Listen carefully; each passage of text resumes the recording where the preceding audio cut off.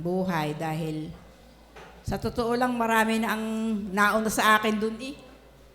Samantalang ako ang may sakit na dapat ay umalis na.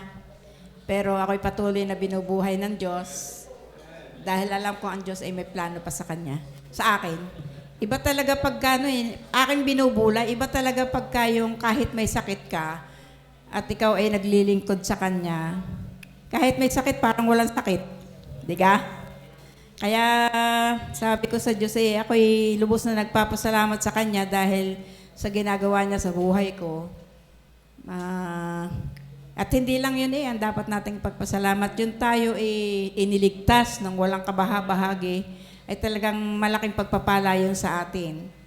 Dahil maruming parang basahan na Kanyang iniligtas. Kaya ako'y salamat, ako'y napabilang sa Kanyang, sa Kanyang mga anak.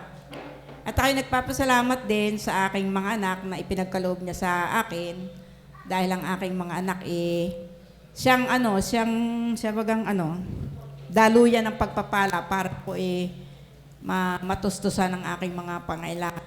Kung ako'y naghahanap buhay, ako'y matagal na akong naando sa Taysan. Nung una pang 2000, way back 2014, baka ako'y naando na. At ako'y dinadalaw-dalaw na lang din doon. Kaya ako'y lubos na nagpapasalamat sa ating Panginoon kahit sa malilit na bagay, dapat nating ipagpasalamat sa Kanya dahil sinuga tayo para tayo sa Panginoon. Kaya maliit o malaking pagpapala ay dapat nating ipagpasalamat, lalo na nga ang buhay, kahit ng ating buhay ay hindi masasabing yung katulad nung sa iba, pero dapat pa rin nating ipagpasalamat yun dahil tayo ay buhay pa, malakas. Yung Ate Merle, kahit anong dami ng kanyang pera ng kanyang mga anak, pag dumating na talaga sa atin ang araw ng tayo ay haharap na sa Kanya, ay talagang kahit pa isang balaong ang iyong pera, talagang walang magagawa. Ang ating pagsikapan ay yung tayo ay yung hanapin nating patuloy ang Diyos dahil pag tayo ay Kanyang kinuha, ay doon tayo sa langit na bayan. Doon tayo mag-aawitan.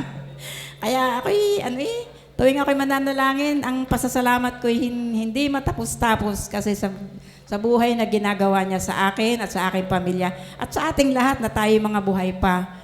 Kaya tayo hanggat kaya pa nating maglingkod, tayo maglingkod at magpasalamat palagi sa Kanyang kabutihan. Yun lamang po at maraming salamat.